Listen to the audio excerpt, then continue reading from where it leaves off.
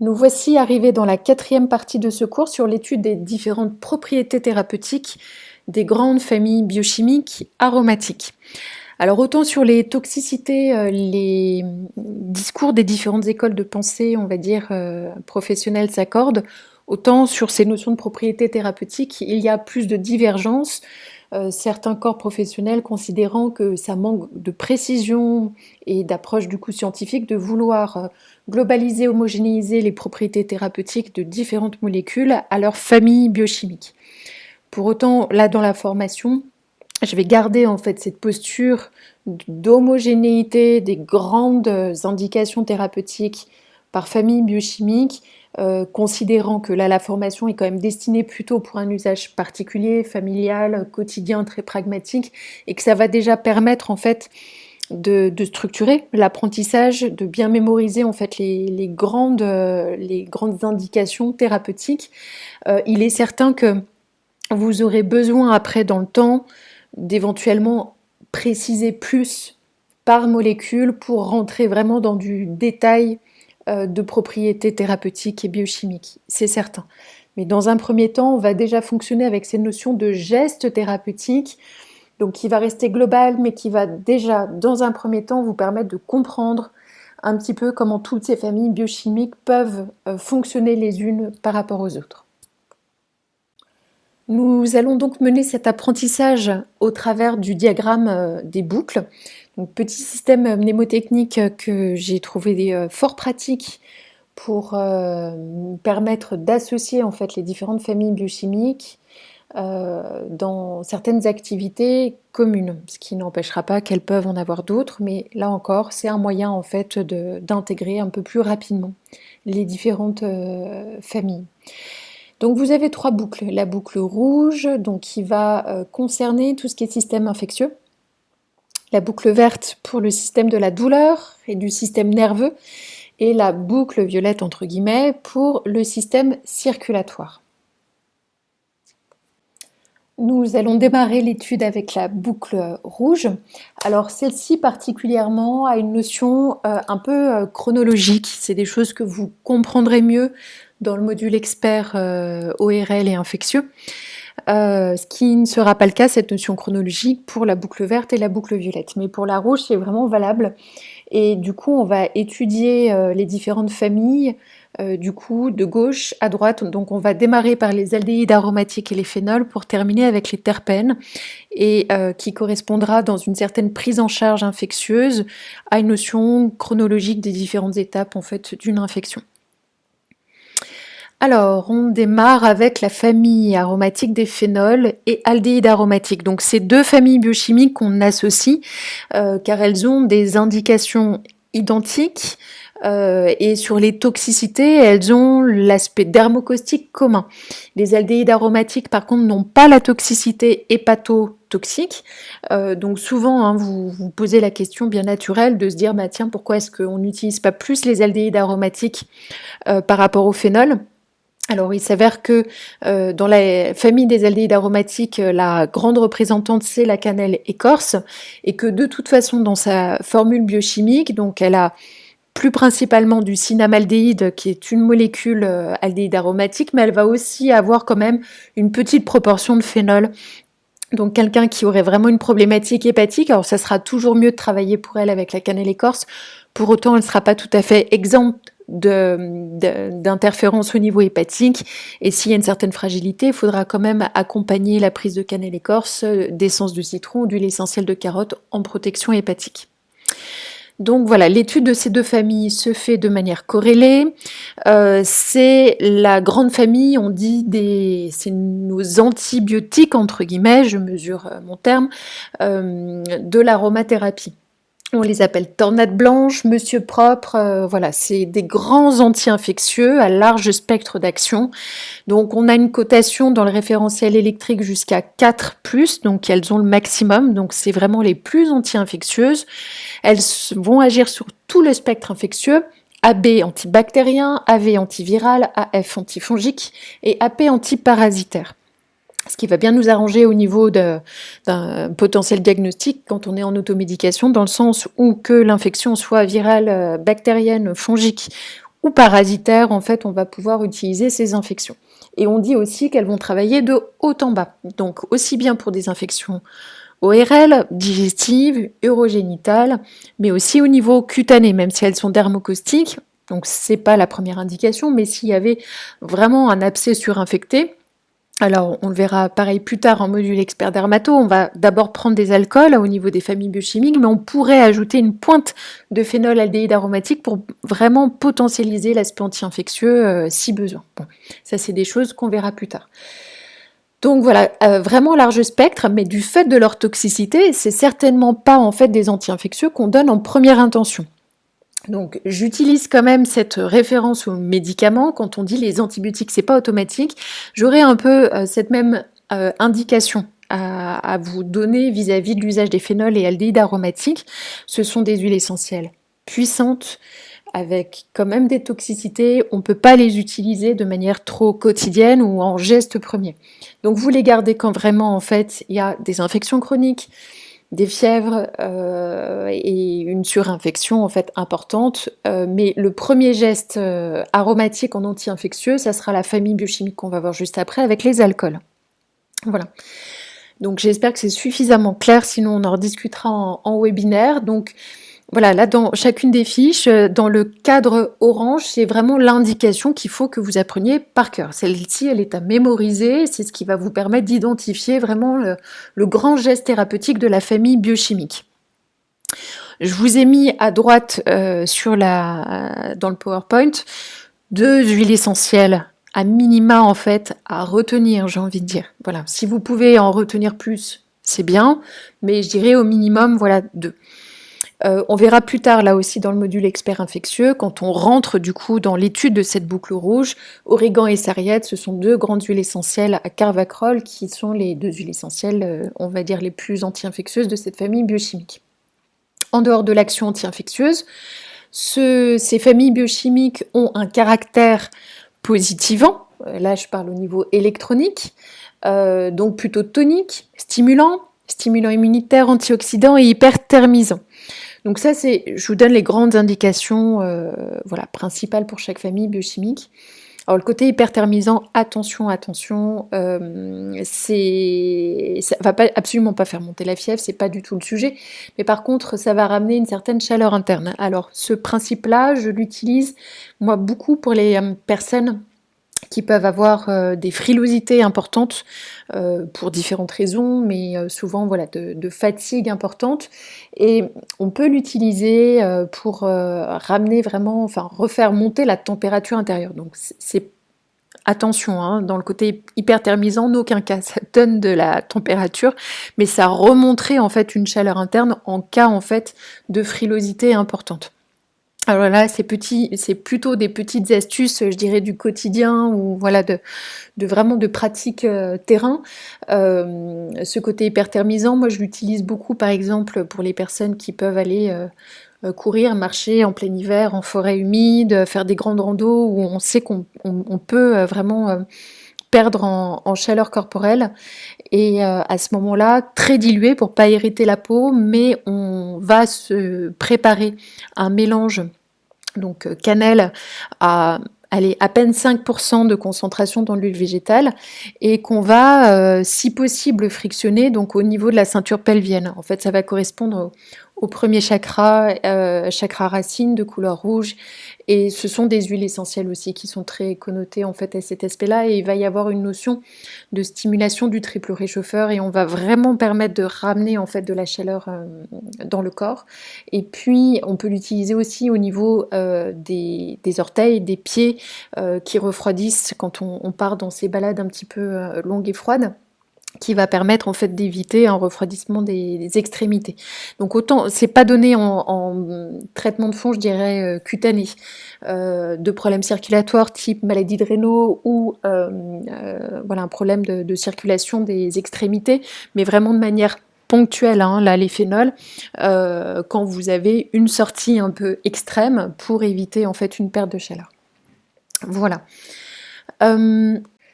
Il y a aussi un léger côté hypertensif à l'usage de ces huiles essentielles. Donc pour les personnes qui auraient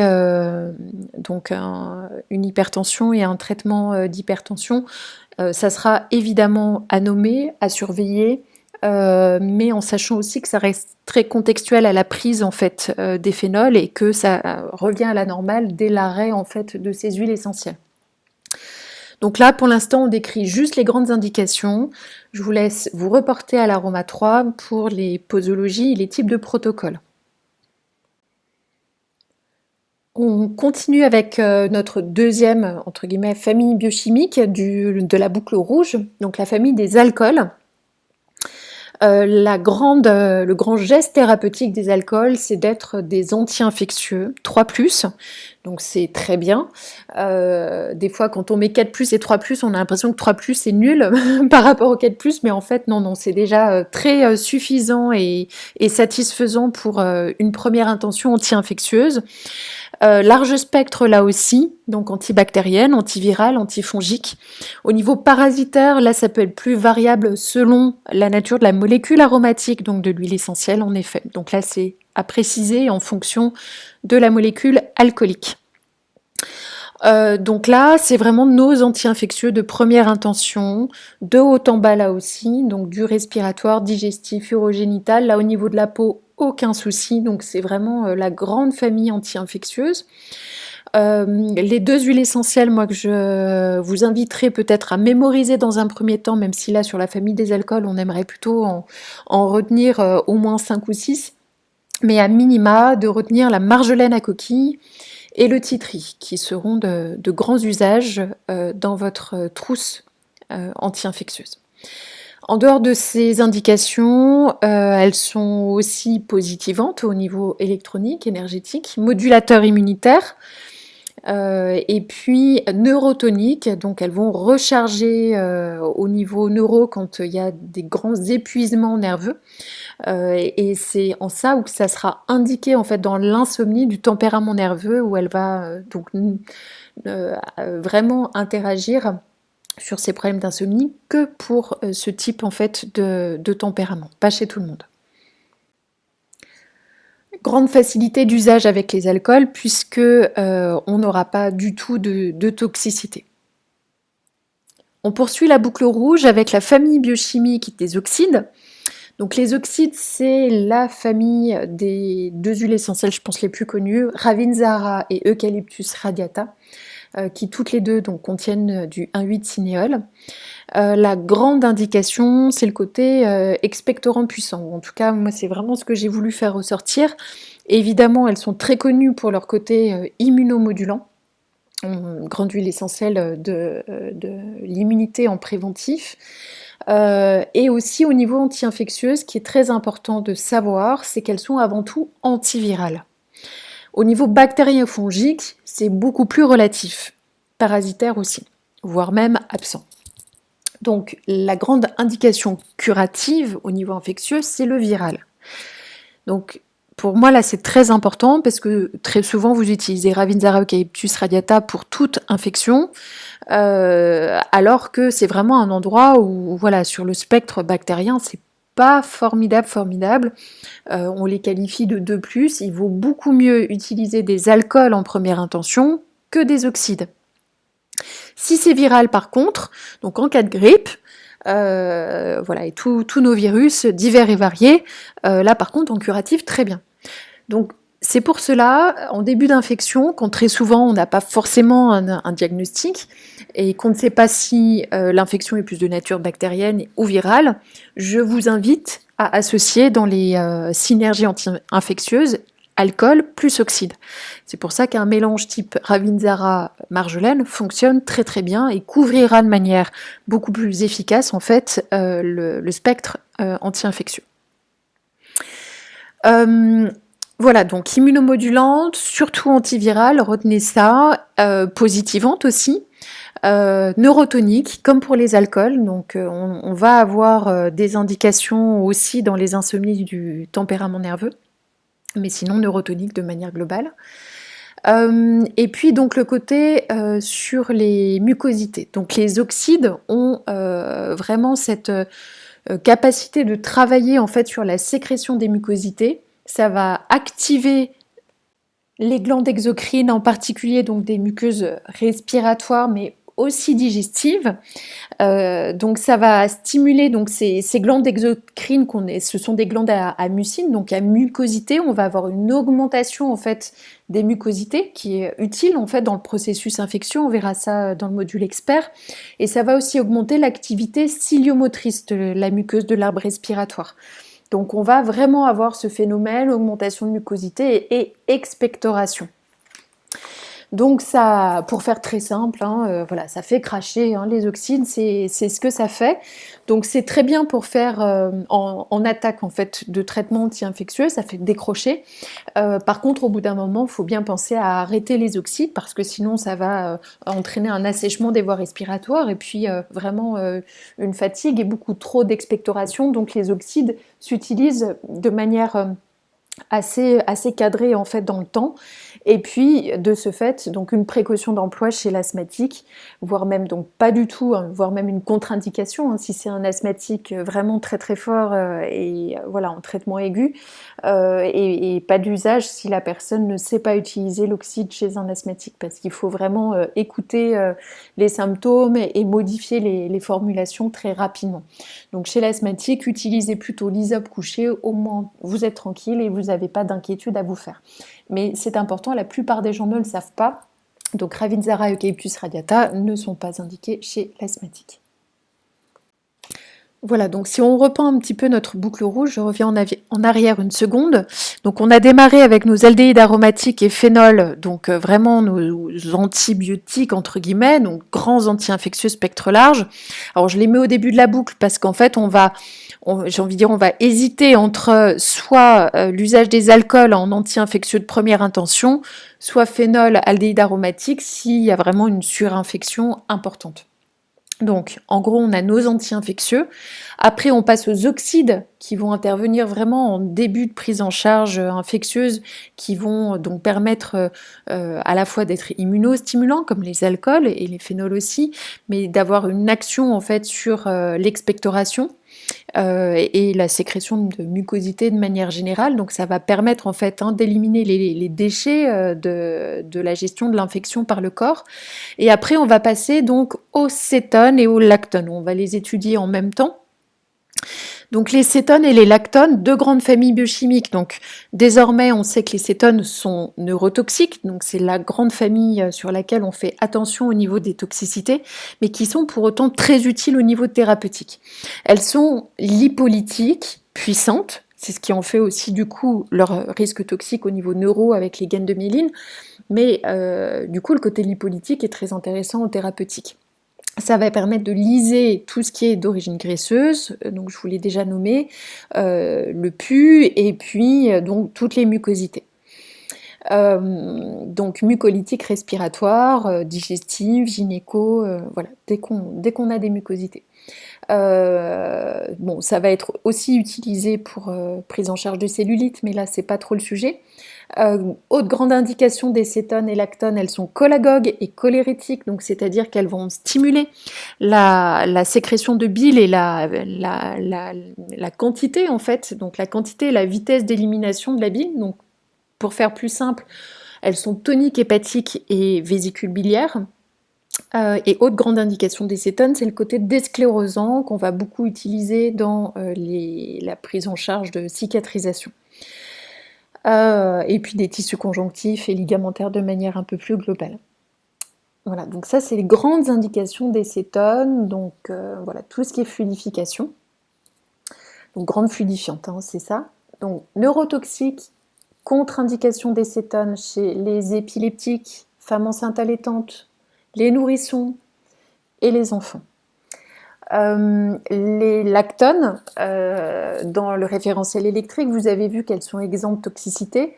En fait, c'est parce que les lactones sont des cétones très lourdes au niveau moléculaire et qu'elles sont en fait en présence quantitative dans une formule d'une huile essentielle à 1%, 2% grand maximum.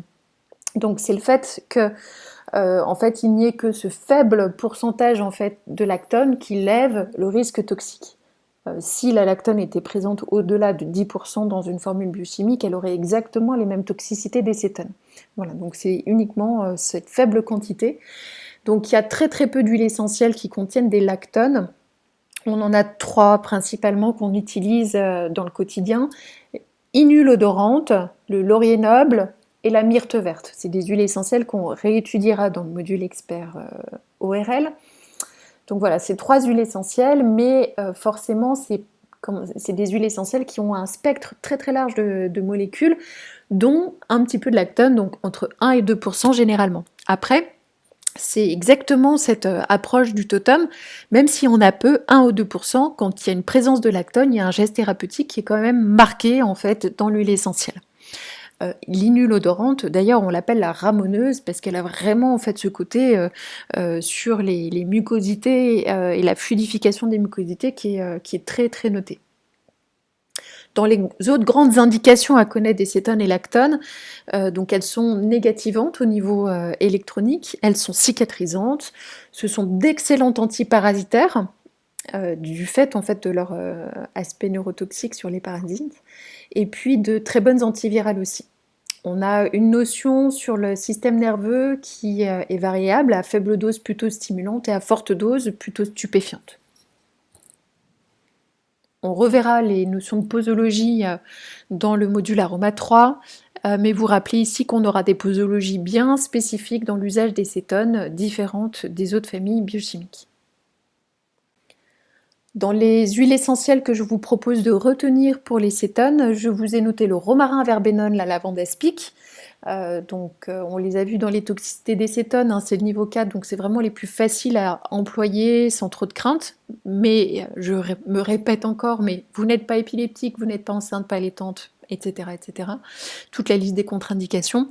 Et éventuellement la menthe poivrée, qui est quand même très usitée, donc il faut que vous sachiez que c'est une cétone aussi, juste pour vous rappeler qu'il y a quand même voilà, un risque relatif à l'utiliser de manière trop fréquente. Ça doit rester un usage ponctuel. Voilà, donc dans notre boucle rouge, je reviens encore sur le référentiel, donc on a vu nos anti-infectieux, phénol-alcool, les expectorants avec les oxydes, on aura derrière donc la fluidification du terrain avec cétone et lactone, et on va finir notre prise en charge infectieuse avec les terpènes. Donc les terpènes, famille biochimique, les huiles essentielles principales que je vous propose de retenir, c'est le pin sylvestre, le cyprès toujours vert et l'épinette noire. J'ai oublié de vous redire, mais je vous ramène au nom latin dans le module aroma 1. Grande indication des terpènes, c'est le côté balsamique, 3+. La définition de l'aspect balsamique, c'est un côté en fait anti-inflammatoire bronchique, anti-inflammatoire respiratoire, balsamique de baume. Donc c'est un peu à l'image voilà, de mettre un baume au haut niveau vraiment de la sphère respiratoire. Au niveau de cette boucle rouge et de la sphère en fait anti-infectieuse, on les utilise dès qu'il y a une notion inflammatoire au niveau respiratoire. Donc c'est très souvent en fait en fin de traitement, je dirais presque dans la phase de convalescence ou après une semaine de prise en charge, on peut avoir sur des fins de symptômes, des toux sèches, des toux d'irritation, un peu d'inflammation, une baisse de capacité respiratoire.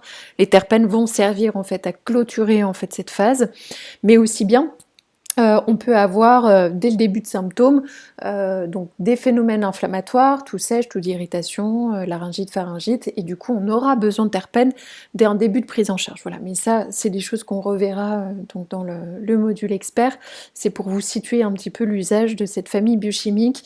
Donc c'est un côté inflammatoire, pas vraiment infectieux, plutôt inflammatoire. Les infectieux, ça va être les alcools, hein, surtout.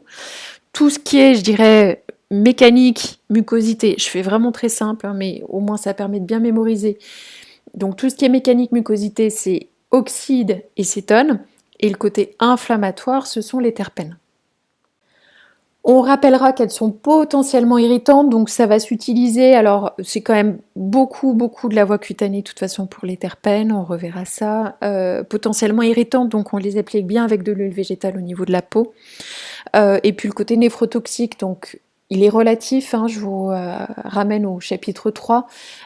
C'est plutôt de bien penser à pas se frictionner au-delà de 3 semaines, mais de toute façon, c'est pas censé être le temps d'usage. On est sur une semaine. Mais si on avait une personne en insuffisance rénale, on va éviter de les utiliser. Dans les autres grandes indications de cette famille biochimique, donc le côté décongestionnant, de manière globale en fait, hein, c'est un décongestionnant alors respiratoire, mais de manière un petit peu plus globale. Lymphotonique aussi, au niveau de la lymphe, c'est une famille biochimique qu'on va beaucoup associer au sesquiterpène qu'on verra plus tard.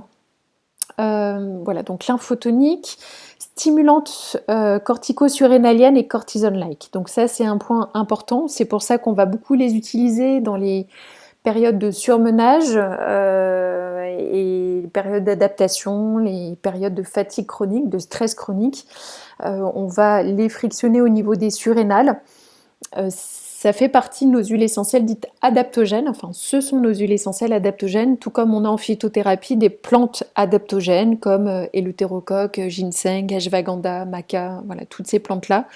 Les huiles essentielles terpéniques vont avoir ce côté adaptogène au niveau des surrénales, donc permettre de maintenir une bonne adaptation, mais cependant, voilà, ça ne doit pas être du long terme, c'est censé aider le corps à tenir le temps d'une épreuve, d'un stress chronique, mais vous ne pouvez pas les utiliser au-delà de 3 semaines. Au niveau de la diffusion, ce sont d'excellents antiseptiques atmosphériques, grands assainissants. Quand vous voulez désinfecter l'air ambiant d'une chambre, d'un espace collectif, voilà, peu importe, c'est vrai qu'on va se tourner vers les terpènes. Donc souvent on fait des mélanges pain avec un zeste d'agrumes, donc un pain citron, une épinette noire orange. Voilà, ce sont des associations qui marchent très très bien et qui sont donc très assainissantes de l'air ambiant. À noter aussi, en plus relatif, ce sont les familles biochimiques des terpènes ont un côté stimulant digestif. Alors c'est quand même beaucoup plus les zestes d'agrumes. C'est vrai que là je vous en ai pas mis dans la petite dans le rond avec la petite feuille pour les huiles essentielles à mémoriser. Je vous ai mis surtout des abiétacées, donc les pins, cyprès, épinettes. Dans la famille des terpènes, on a aussi tous les zestes d'agrumes. Les zestes d'agrumes sont répartis au niveau des familles biochimiques, surtout entre terpènes et coumarine. C'est souvent un bon mélange des deux.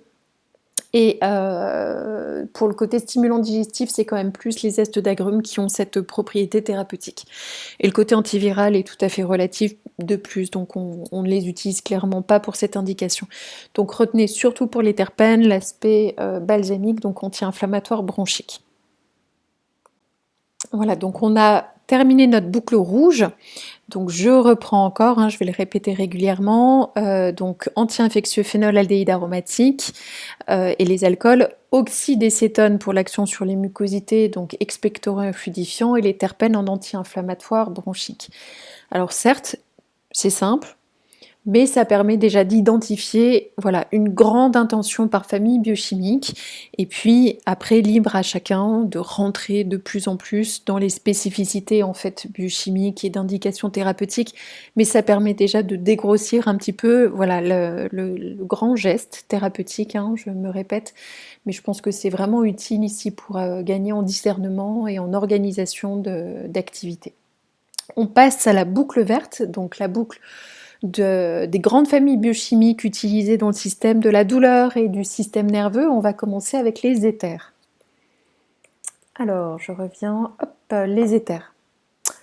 Les éthers, et puis on va voir après les esters. Alors là, il y a un petit moyen tout simple aussi pour retenir au début éther et ester, parce qu'on se mélange un peu les pinceaux. Donc, ce qui sont tous les deux donc au niveau de l'axe, éther en bas et ester en haut. Donc là, au choix, vous avez éther avec le T d'éther pour tonifiant et pour ester le S de sédatif, considérant, vous savez, en bas de l'axe, on a tout ce qui est tonifiant et au-dessus de l'axe, tout ce qui est plutôt calmant et sédatif. Voilà, ça peut être un moyen de retenir. Et puis d'autres personnes aiment bien aussi l'image de T pour terre, donc c'est en bas, et le S de ciel, alors c'est un C, on est d'accord, mais ciel pour en haut. Voilà, c'est une autre image aussi qui peut vous permettre de vous rappeler les éthers en bas du référentiel et les éthers en haut du référentiel. Les éthers, les deux huiles essentielles que je vous propose de retenir, c'est le basilic exotique et l'estragon, Artemisia dracunculus.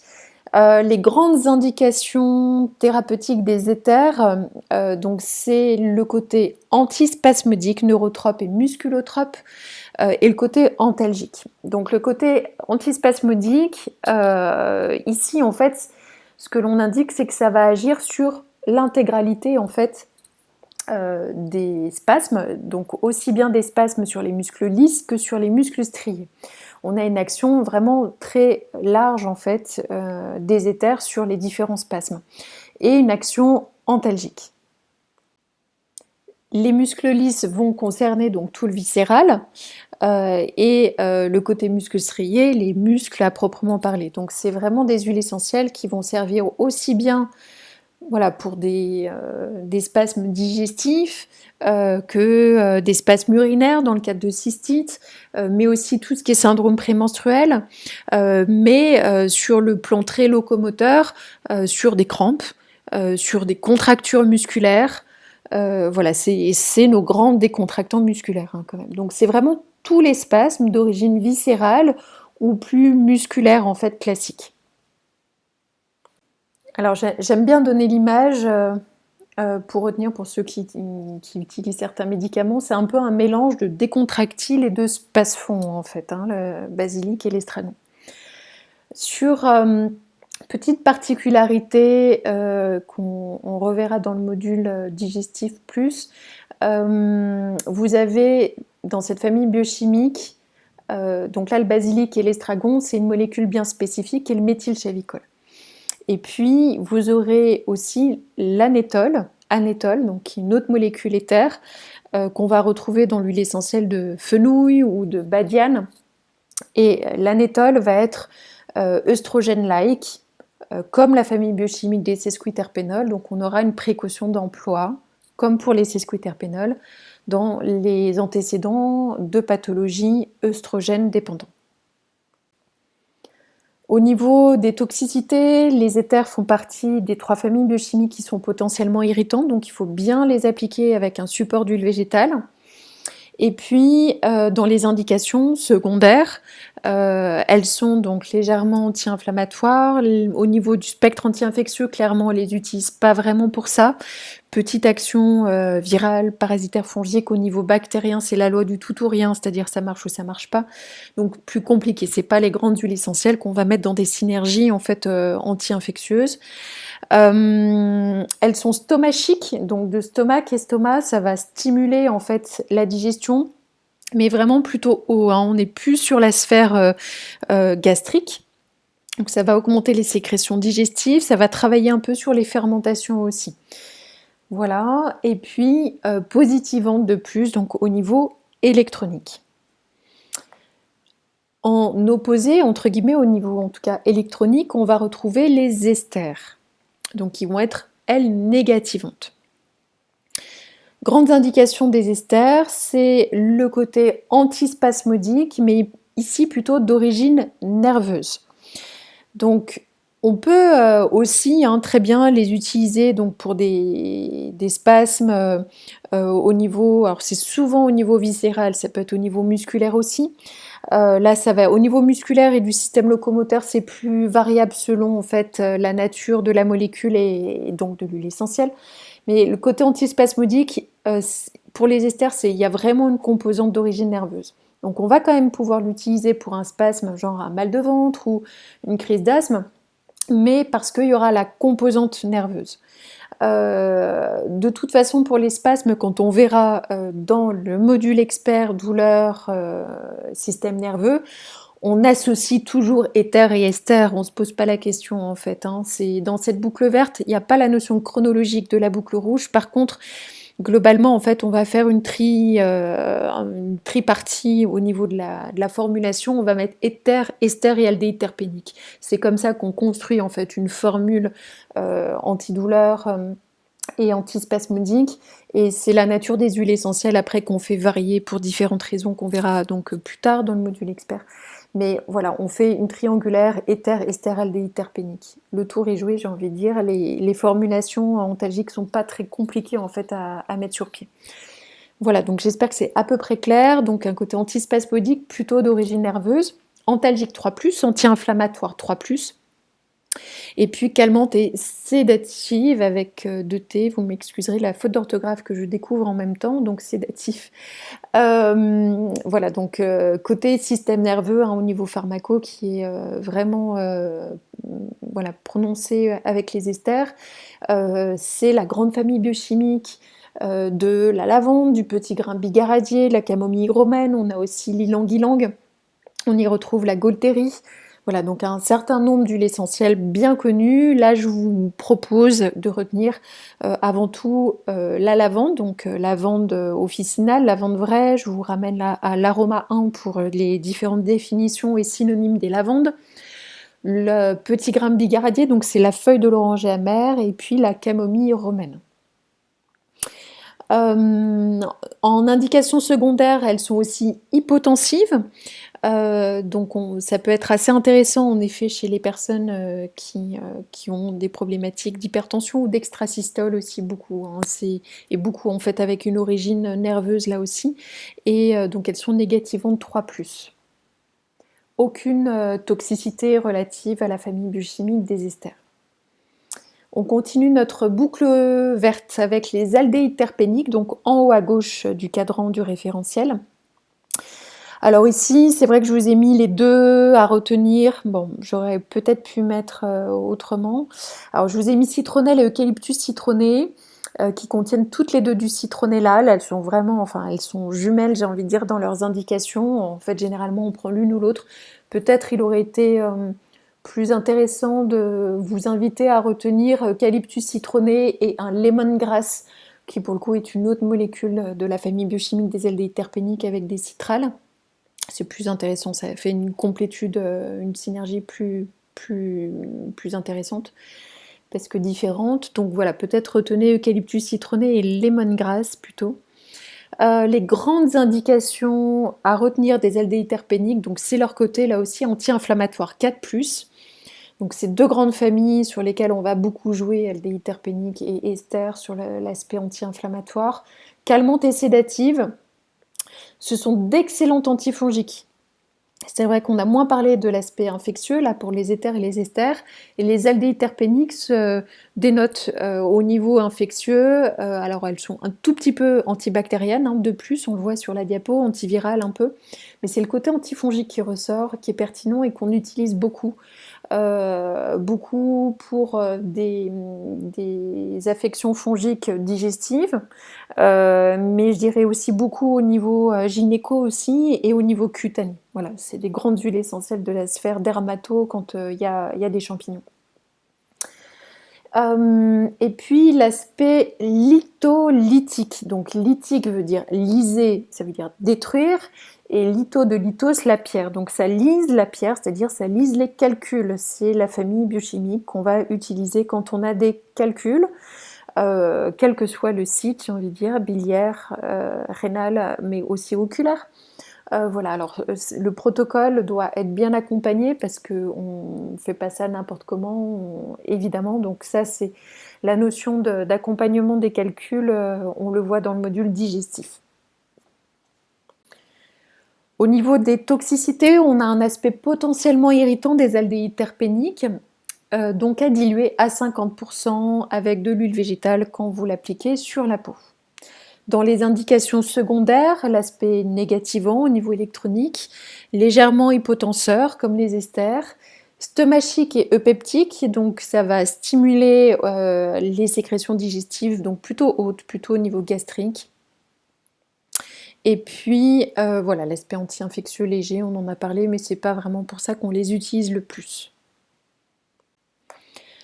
On termine la boucle verte avec l'étude de la famille biochimique des coumarines. Alors je la mets dans cette boucle verte parce que ça parle du système nerveux, mais on n'a pas d'action sur la gestion de la douleur avec les coumarines.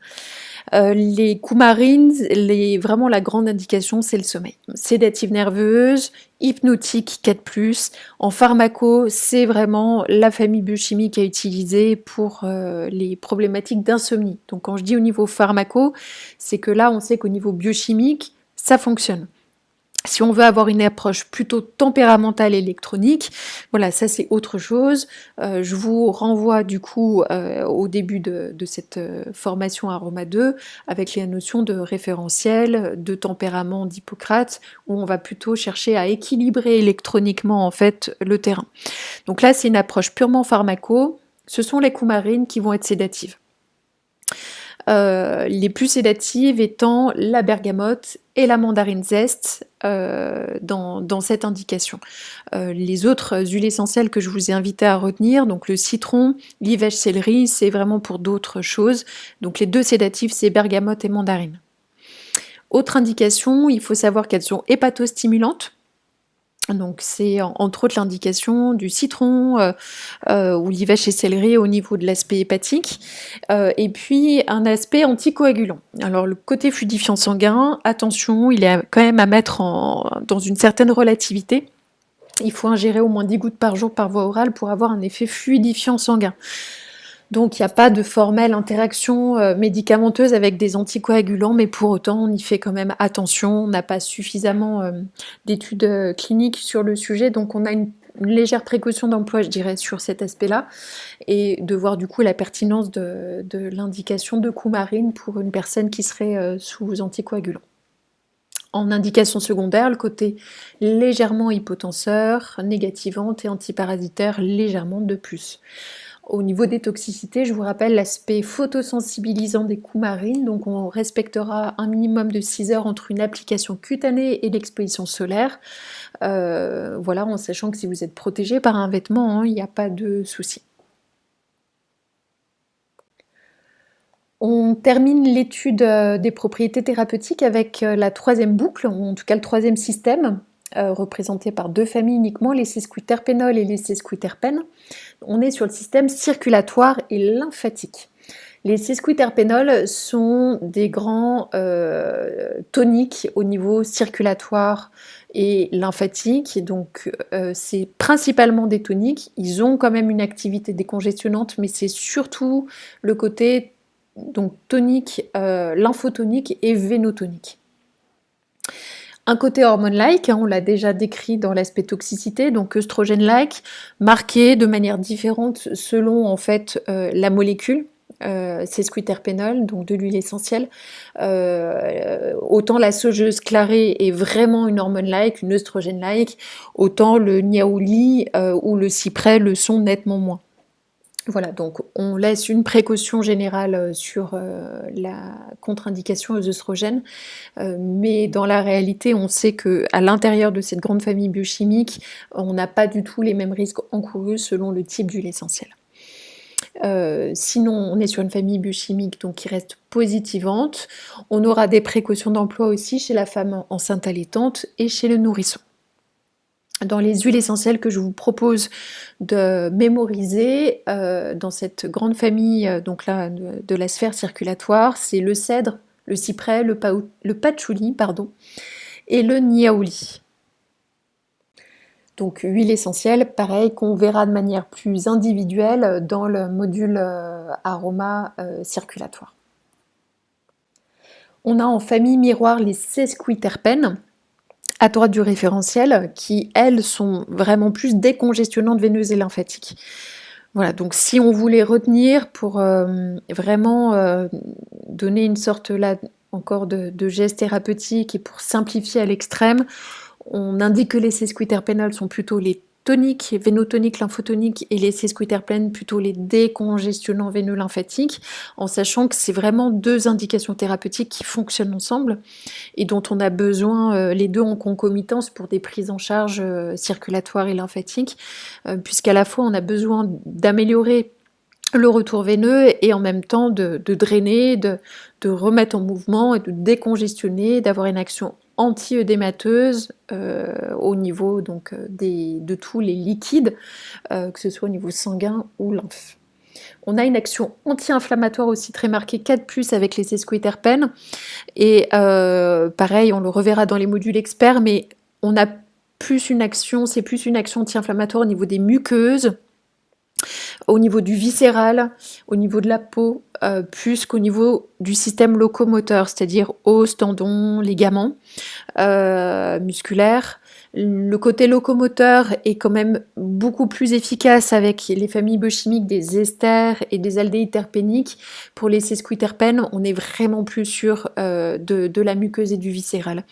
Il y a toujours des exceptions. Ça sera le cas d'une huile essentielle qui est le catchafaï, où on a quand même une indication anti-inflammatoire sur le système locomoteur. Mais voilà, c'est vraiment plus quand même la peau, les muqueuses, les viscères. Le vasculaire aussi, bien sûr, et la prostate, j'allais oublier, pardon. L'action décongestionnante, oui, j'ai omis ça, pardon. Il y a une action décongestionnante aussi prostatique et anti-inflammatoire prostatique avec les sesquiterpènes. Et après, plus spécifique, il faut rentrer dans le détail selon en fait les natures de molécules et d'huile essentielle. C'est une famille biochimique qui est un peu complexe au niveau des indications thérapeutiques. Quand on sort après de la sphère circulatoire et lymphatique pour avoir des indications pour les sesquiterpènes anti-allergiques et antiprurigineux. C'est notre grande famille en fait des symptômes allergiques et du prurite, donc de tout ce qui est démangeaison cutanée, muqueuse, là aussi vasculaire. Au niveau des huiles essentielles que je vous propose de mémoriser, du coup là je vous ai fait un petit peu là deux petits groupes. Vous avez le cèdre, le patchouli, le cyprès plutôt pour les indications circulatoires et lymphatiques, là où la matricaire et la tanésie sont plutôt des huiles essentielles justement pour ces indications de prurite et d'allergie.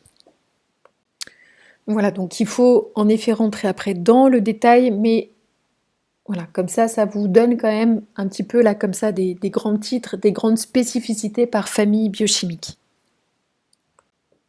Voilà, nous avons terminé cette étude du diagramme des boucles. Donc nous avons vu les 13 familles biochimiques principales. Il y a en fait quelques autres petites familles biochimiques dont je ne parle pas au tout début du référentiel électrique parce qu'elles sont vraiment très très minoritaires. Donc elles sont au nombre de 4, les phtalides, les composés azotés, les composés soufrés, les acides. Donc c'est vraiment là les notions un peu d'exception pour les composés azotés ou soufrés. C'est vraiment la seule fois au niveau de la biochimie on voit apparaître du coup donc des atomes d'azote ou de soufre, puisque je vous rappelle que sinon la composition des molécules aromatiques sont uniquement composées de carbone, d'hydrogène et d'oxygène. Donc ces 4 petites familles biochimiques qui complètent le tableau, qui sont vraiment en toute petite composition et que pour quelques huiles essentielles.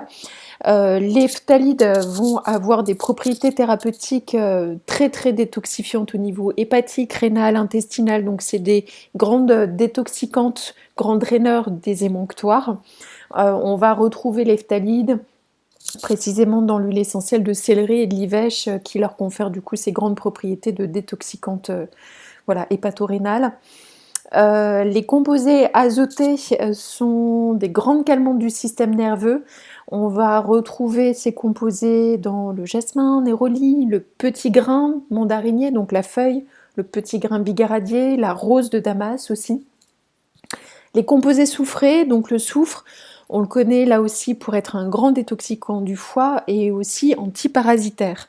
Donc on va avoir là les propriétés du soufre. On retrouve, il y a très peu d'huiles essentielles qui en contiennent, hein, l'ail, l'huile essentielle d'ail, d'oignon. On en trouve aussi un petit peu dans la menthe poivrée et la saugeuse clarée, donc qui vont apporter ces qualités détoxifiantes hépatiques et antiparasitaires particulières. Et enfin les acides, pareil, toute petite présence dans les familles biochimiques, dans les compositions moléculaires. Les acides ont de grandes propriétés anti-inflammatoires, mais à l'état de trace dans les huiles essentielles. On en retrouve un peu plus dans les hydrolats, mais voilà, très très peu dans les huiles essentielles. Voilà, donc qui vont potentialiser l'effet anti-inflammatoire des huiles essentielles à ester. Voilà. Donc c'est 4 petites hautes familles biochimiques à connaître en plus de notre référentiel électrique. Voilà, nous avons terminé donc avec l'étude des toxicités et des indications thérapeutiques. On va donc pouvoir passer à la pratique, c'est-à-dire l'étude de monographie, puisque l'objectif est que vous puissiez être autonome désormais dans l'interprétation, dans la lecture, le déchiffrage de monographies d'huile essentielle.